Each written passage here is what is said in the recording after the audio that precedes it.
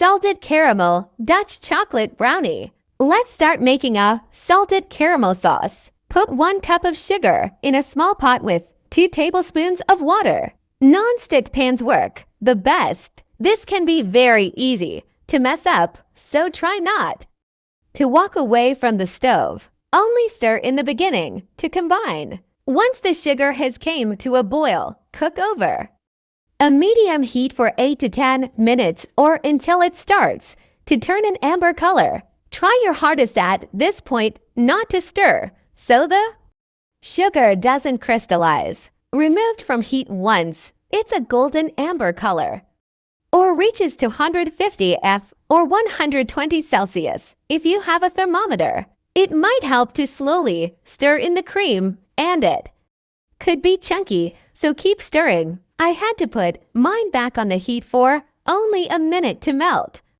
the sugars down. Keep stirring and break down those chunks of sugar that may not have melted. Then add in your 3 tablespoons of butter. After butter, stir until melted. Then add 1/2 teaspoon salt. I poured this in a silicone mat.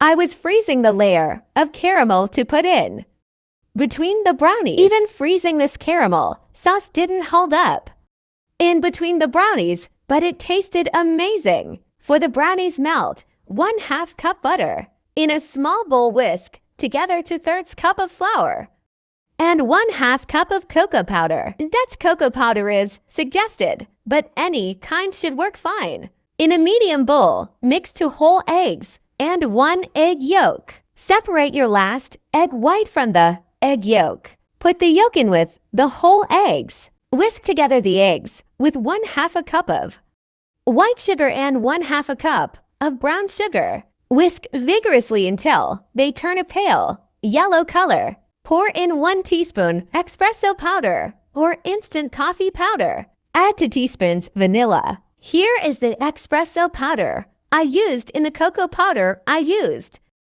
Once you notice that lighter color change, slowly fold in the dry ingredients. You don't want to overmix this, just cover up the dry ingredients pretty well. Here you want to add 3/4 of a cup of your favorite chocolate or whatever chocolate you have. I had mini chocolate chips. This barely filled an 8-inch circle cake pan.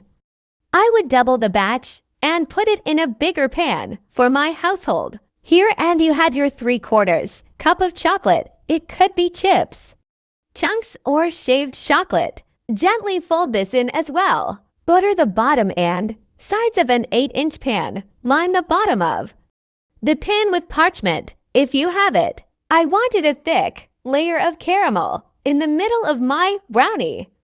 Pour out a layer of the caramel that is about 1/2 inch away from the edge of the bottom brownie layer, or it will pour out of the layers of brownie and stick to the edge of the pan like mine did. Careful, spread out evenly with the slightest pressure. Bake around 25 to 30 minutes at 350 until brownie doesn't feel wet on top and slightly bounces back. Not what I was hoping for, but not bad at all. Caramel chews might work even better and be more time efficient.